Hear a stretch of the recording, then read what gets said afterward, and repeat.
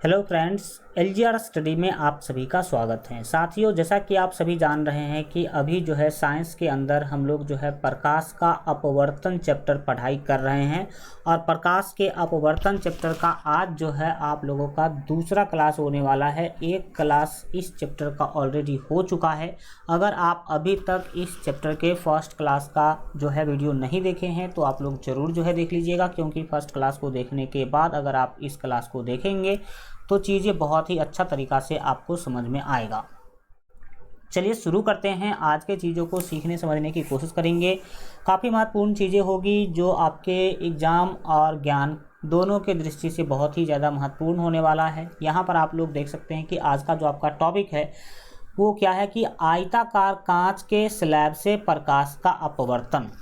ये क्वेश्चन आपके एग्ज़ाम में कई बार पूछे जा चुके हैं कि आयताकार कांच के स्लैब से प्रकाश के अपवर्तन को दिखावें। तो आप लोगों को आयताकार कांच के स्लैब से प्रकाश के अपवर्तन को दिखाने के लिए सबसे पहले क्या करना होगा, एक इस तरह का जो है आयत के आकार का कांच का स्लैब बना लेना है। मान लीजिए ये ABCD जो है वो एक कांच का स्लैब है। ये ABCD क्या है, तो एक कांच का स्लैब है। ऐसा आपको क्या करना है, मानना है। और आप जानते हैं कि अगर ये कांच है तो इससे ऊपर हवा होगा, फिर बीच में कांच होगा और फिर नीचे क्या रहा होगा, हवा रहा होगा। तो हम इसमें एक किरण क्या करते हैं, भेजने का जो है कोशिश करते हैं। आप लोग भी इसको ध्यान से सीखने देखने की जो है कोशिश करेंगे कि किस तरह से ये जो किरणें हैं वो उसका अपवर्तन का जो प्रक्रिया है वो होती है कांच के स्लैब के अंदर। ठीक, यहाँ पर हमने एक किरण भेजा। अब यहाँ तक तो हवा है, अब ये प्रवेश करेगी कांच में। कांच से ऊपर अगर बात करी जाए तो हवा है और नीचे तो आपके कांच है, तो हवा आपका विरल माध्यम और कांच हो गया आपका सघन माध्यम। तो जैसे ही विरल माध्यम से सघन माध्यम में प्रवेश करेगा तो इसके पथ में क्या हो जाएगा, परिवर्तन हो जाएगा। मान लीजिए यहाँ पर हमने डाल दिया अभिलंब। यहाँ पर हमने क्या डाला, अभिलंब। अब ये जो किरण है उसको सीधे चलते रह जाना चाहिए था, लेकिन ये सीधे न चल के अभिलंब की ओर क्या होगा भाई साहब, ये झुकेगा। देखिए इसको, इस वाले किरण को इस तरह से पूरा सीधे जो है चलते रह जाना चाहिए था, पूरा सीधे चलते रह जाना चाहिए था। जैसा कि हम यहाँ पर आपको दिखाने की जो है कोशिश कर रहे हैं, कुछ इस तरीक़ा से इस प्रकाश किरण को सीधा जो है चलते रह जाना चाहिए था। यहाँ पर हल्का टेढ़ा हो गया, लेकिन याद रखिएगा कि इसको सीधे जाना चाहिए था। कहाँ जाना चाहिए था, सीधे। एक मिनट रुक जाइए, हम इसको और अच्छा से बनाने की जो है कोशिश करते हैं।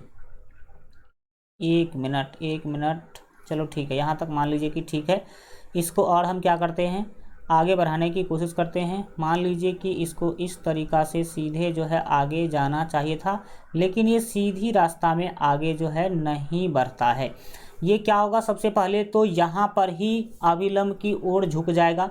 यहाँ पर क्या हो जाएगा, ये अभिलंब की ओर यहाँ पर हल्का इस तरीक़ा से झुकेगा। ठीक, हल्का इसको और अच्छा से दिखाते हैं, क्योंकि ये जो पेन टैब है ना मेरा नया वाला, वो हल्का समस्या डालता है, सही से लिखने में प्रॉब्लम करता है। तो ये एक मिनट वो सीधी रेखा से न जाकर के कुछ इस तरीक़ा से क्या हो गया, मान लीजिए कि मुड़ गया। इस कांच के स्लैब के अंदर इस तरीक़ा से क्या हो गया, मुड़ गया और यहाँ पर आ गया। ठीक, अब हम यहाँ पर क्या करेंगे, अभिलंब फिर से क्या कर देते हैं, डाल देते हैं। मान लीजिए कि यहाँ पर हमने अभिलंब डाल दिया। यहाँ पर हमने क्या कर दिया, अभिलंब डाल दिया। अभिलंब डालने के बाद क्या होगा, ये आप देखिए। अब अभी प्रकाश किरण जो है कांच में है, यानी कि सघन माध्यम में, और सघन माध्यम से अब आएगी वो विरल माध्यम में, यानी कि हवा में प्रवेश करेगी। तो ये क्या होगी, तो ये यहाँ पर जो है अभिलंब से दूर भागेगी। ये सीधी रेखा में न जाकर के अभिलंब से क्या होगी, दूर भागेगी, यानी कि हल्का कुछ इस तरह का स्थिति आपको देखने को जो है मिलेगा। इस तरह का स्थिति आपको क्या होगा, देखने को मिलेगा। ये सीधे न जा करके कुछ इस पथ पर जो है आ जाएगी। हल्का देख सकते हैं कि हमने टेढ़ा कर दिया है, अभिलंब से दूर भगा दिया है। अभिलंब से क्या कर दिया है, दूर भगा दिया है।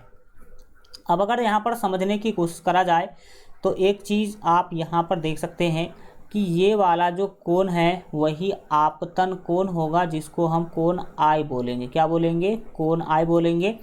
और यहाँ पर ये वाला जो कोण होगा अभिलंब और अपवर्तित किरण के साथ, ये होगा कोण आर। ये क्या कहलाएगा, कोण R कहलाएगा। और इसके साथ ही साथ अगर हम इस कोण की बात करें, इस कोण की अगर हम बात करें तो इस कोण को कह सकते हैं I माइनस आर, कोण I माइनस आर, इसको क्या बोलेंगे, कोण I माइनस आर बोलेंगे, क्योंकि ये पूरा I था, I में से इतना क्या हो गया, ये कटा तो R कटा तो I माइनस आर इसको हम बोल सकते हैं। इस अभिलंब का नाम आप MN दे दीजिए, जितने भी नामकरण हैं वो कर देंगे तो ज़्यादा देखने में क्या होगा, अच्छा लगेगा। इसके बाद ये जो पॉइंट है जहाँ पर हमने प्रकाश को आपतित किया है, इस पॉइंट का नाम आप कुछ भी दे दीजिए, Q दे देते हैं हम इस पॉइंट का नाम, ठीक। और ये जो पॉइंट है, ये इस पॉइंट का नाम हम R दे देते हैं, क्या दे देते हैं, R, वो हो गया Q, और ये पॉइंट हो गया R। यही जो आपका किरण है, ये वाला जो आपका किरण है, ये किरण, यही किरण कहलाएगा कौन चीज़, तो आपतित किरण। ये क्या कहलाएगा, ये कहलाएगा आपका आपतित, ठीक, आपतित किरण। हल्का इसको अच्छा से लिखते हैं ताकि और अच्छा से डिटेल में आपको क्या हो सके, ये दिखाई दे सके। तो हम इसे कहेंगे आपतित किरण, आपतित किरण, आपतित किरण हम इसे क्या करेंगे, बोलेंगे। और आपतित किरण के साथ साथ अब हम जो है आगे बढ़ते हैं, और यहाँ पर ये वाला जो कोण है, ये कोण जो है वो कोण I होगा, और ये वाला कोण यहाँ पर फिर से क्या होगा, तो कोण एक मिनट, कोण I होगा, ये सॉरी, ये होगा कोण I, और वो तो कोण जो है आपका R उस दिशा से क्या होगा, आएगा, जो भी है वो उस तरह से हम क्या कर सकते हैं, समझ सकते हैं। देखिए अब अगर बात किया जाए, तो यहाँ से ही ये दोनों रेखाएं क्या हो चुकी हैं, समांतर हो चुकी हैं। मान लेते हैं कि ये M पर आ रही है, कहाँ पर आ रही है, M पर।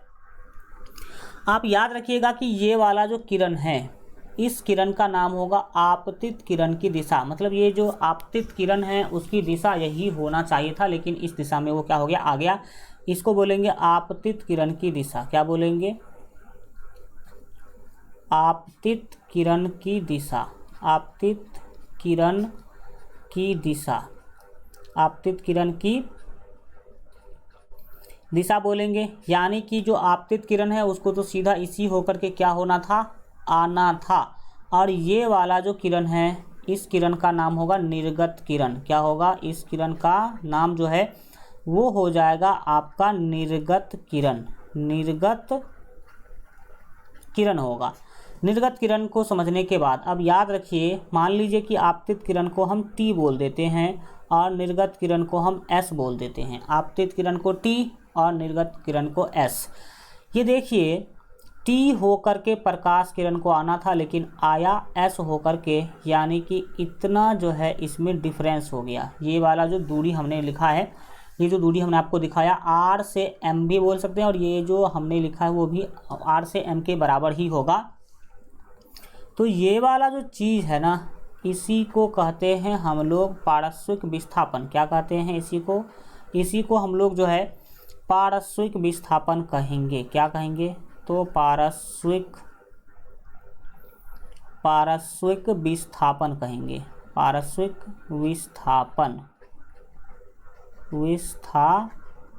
कहेंगे। तो समझ में आ गया कि पारस्विक विस्थापन जो है वो क्या होता है।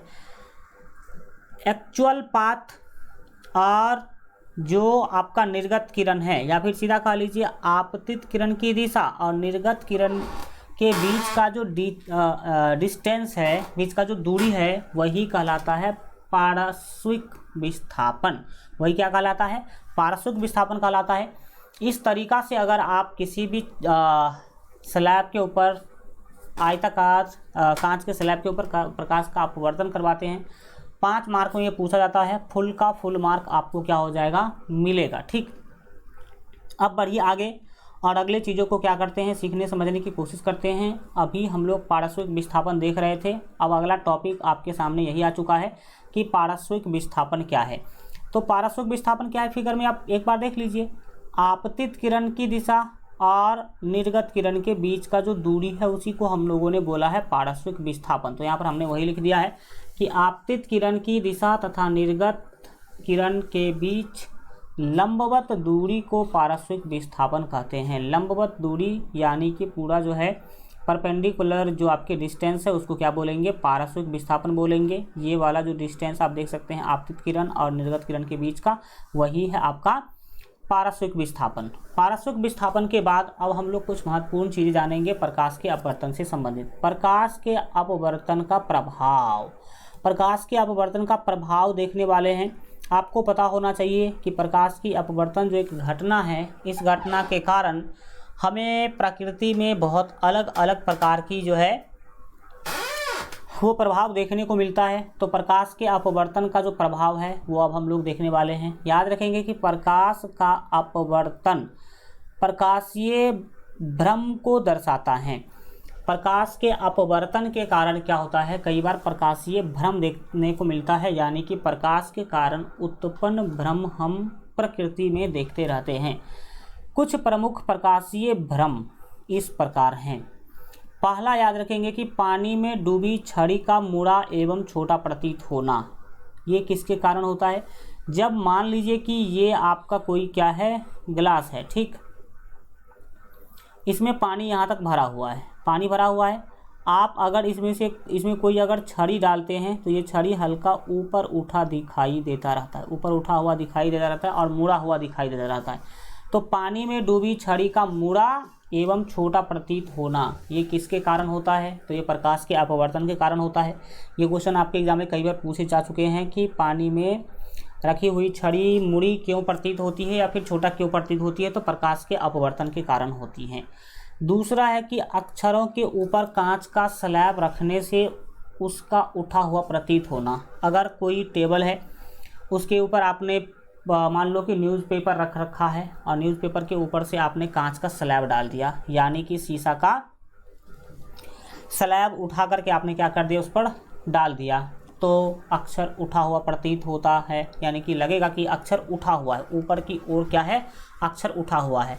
ये घटना किसके कारण होती है, प्रकाश के अपवर्तन के कारण होती है। इसके बाद है मछुआरों को मछली मारने में कठिनाई होना। मान लीजिए कि ये नदी है, तो होता क्या है, मछुआरा अगर यहाँ पे खड़ा होकर के नदी में वो सर्च कर रहा है कि कहाँ पे मछली है और वो भाला फेंकने की कोशिश करता है। मान लीजिए मछली होती है यहाँ, मछली क्या होती है, यहाँ होती है, तो ये मछली मछुआरा को हल्का ऊपर दिखाई देता है। कहाँ दिखाई देता है, तो हल्का ऊपर दिखाई देता है और मछुआरा समझता है कि मछली ऊपर ही है, लेकिन होती है वो नीचे और वो चूक जाता है, अपने निशाना को नहीं लगा पाता है। तो आपने देखा कि मछुआरों को मछली मारने में जो कठिनाई होती है, इसका कारण क्या है, तो प्रकाश का अपवर्तन है।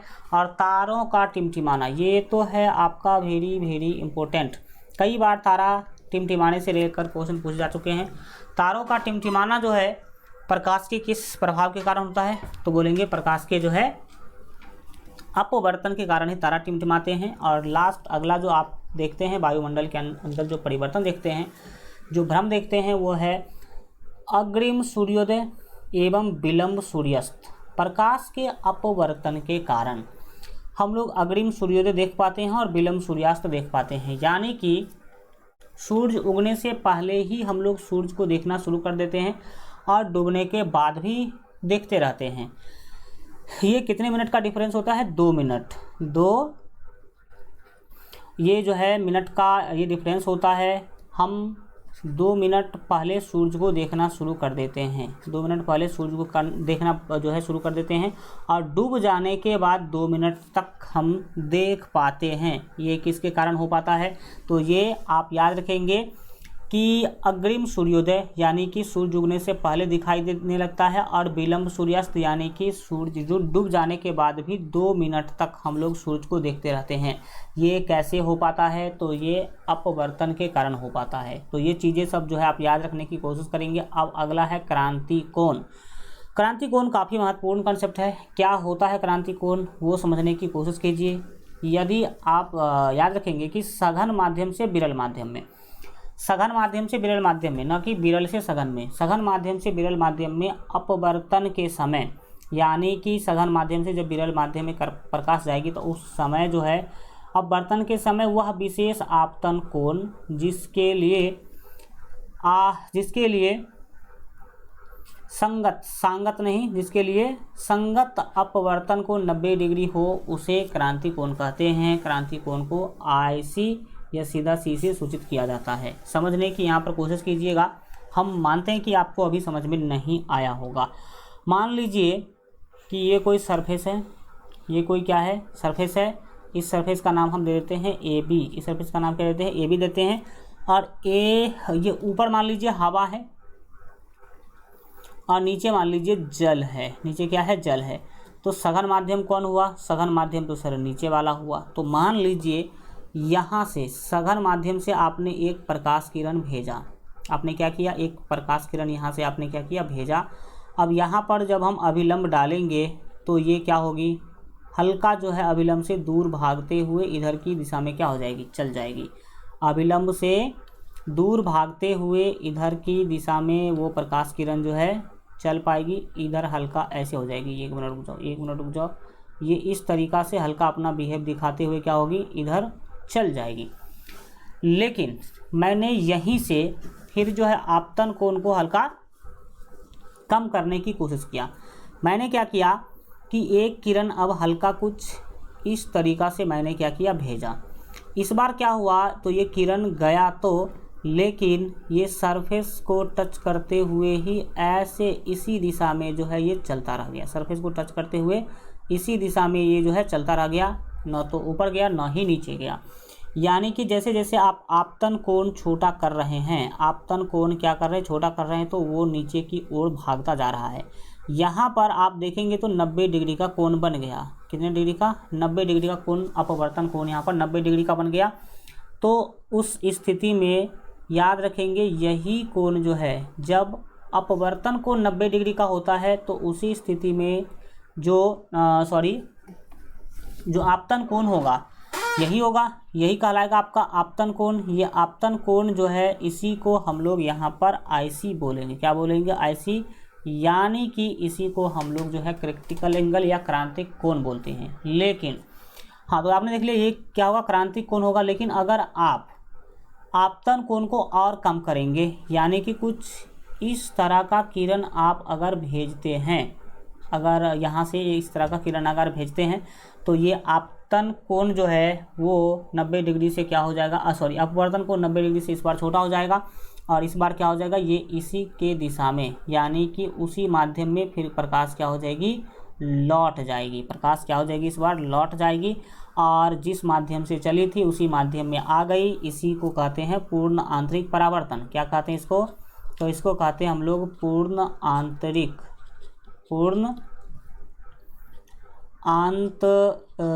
परावर्तन। क्या बोलते हैं, पूर्ण आंतरिक परावर्तन बोलते हैं। ठीक, पूर्ण आंतरिक परावर्तन बोलते हैं। अब समझिएगा कि पूर्ण आंतरिक परावर्तन क्या है, नहीं है। पहले तो क्रांति कोण को समझिएगा। क्रांति कोण समझने के लिए सीधा सीधा आप बोलेंगे कि सघन माध्यम से विरल माध्यम में अपवर्तन के समय देख सकते हैं कि यहाँ पर किरण जितने भी हैं वो सघन माध्यम से चला है, विरल माध्यम में जाने की कोशिश किया है। वह विशेष आपतन कोण जिसके लिए संगत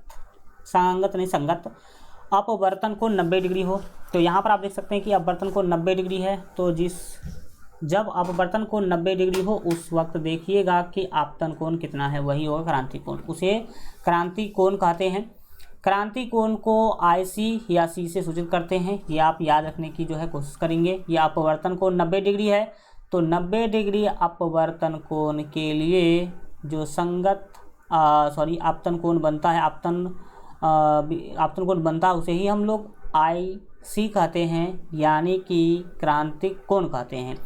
अब अगर IC से भी बढ़ा देंगे, ज़्यादा कर देंगे आप अपने आपतन कोण को आपने क्या कर दिया, बढ़ा दिया। बढ़ाने के बाद जैसे ही 90 डिग्री से कम ये इसका अपवर्तन होगा तो फिर उसी माध्यम में क्या हो जाएगी, प्रकाश किरण जो है लौट जाएगी। तो इसी को कहते हैं पूर्ण आंतरिक परावर्तन। यहाँ पर हमने पूर्ण आंतरिक परावर्तन को डिफाइन भी किया है, क्योंकि एग्जाम में पूछे जाते हैं कि पूर्ण आंतरिक परावर्तन से आप क्या समझते हैं।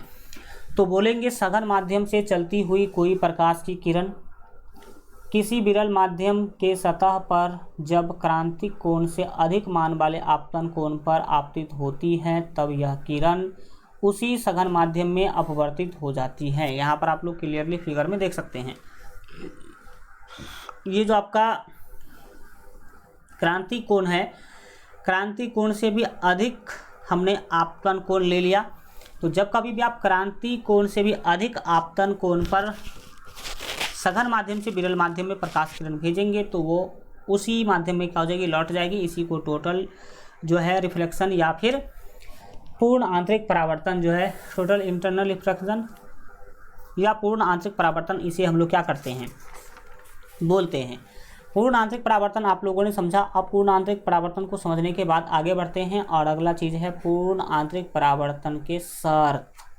कब हम बोलेंगे कि पूर्ण आंतरिक परावर्तन हुआ या फिर पूर्ण आंतरिक परावर्तन के शर्त क्या हैं। तो इसके मुख्य रूप से 2 शर्त हैं। पहला आप याद रखने की कोशिश करेंगे कि प्रकाश किरण को सघन माध्यम से विरल माध्यम की ओर गमन करना चाहिए। जैसा कि हमने जल से ऊपर यानी कि हवा की ओर हमने क्या किया, यहाँ पर आप देखेंगे तो आपको पता चले कि जल से ऊपर की ओर हमने जो है किरण भेजने का जो है कोशिश किया है। तो वही आपको यहाँ पे दिखाना है और बोलना है कि प्रकाश किरण को सघन माध्यम से विरल माध्यम की ओर गमन करना चाहिए, तब जो है पूर्ण आंतरिक परावर्तन होगा। और दूसरा याद रखेंगे कि आपतन कोण का मान क्रांति कोण से अधिक होना चाहिए। इस 2 स्थिति का पालन किया जाएगा तभी ही पूर्ण आंतरिक परावर्तन हो पाएगा, नहीं तो नहीं हो पाएगा। दूसरा जो बोला कि आपतन कोण का मान क्रांति कोण से अधिक होना चाहिए, यानी कि कोण आई का जो वैल्यू है वो आई सी से ज़्यादा होना चाहिए, तब जाकर के जो है पूर्ण आंतरिक परावर्तन होगा। तो पूर्ण आंतरिक परावर्तन का 2 आपने क्या समझा, कारण समझा। तीसरा जो है नोट के अंदर याद रखेंगे कि मरुभूमि की मरीचिका और हीरा की चमक, ये दोनों के दोनों पूर्ण आंतरिक परावर्तन का ही परिणाम है। कई बच्चे नहीं समझ पा रहे होंगे कि मरुभूमि की मरीचिका क्या है। तो मरुभूमि की मरीचिका के बारे में आप डायरेक्ट याद रखेंगे कि देखिए, मान लीजिए कि ये मरुस्थल है, पहाड़ ही बालू का ही पहाड़ है। इसमें कोई प्यासा व्यक्ति जो है भटक रहा है, और अगर गर्मी का टाइम होता है तो मरुस्थल में या फिर आपके जो मेन रोड होते हैं NH, उस सब पर भी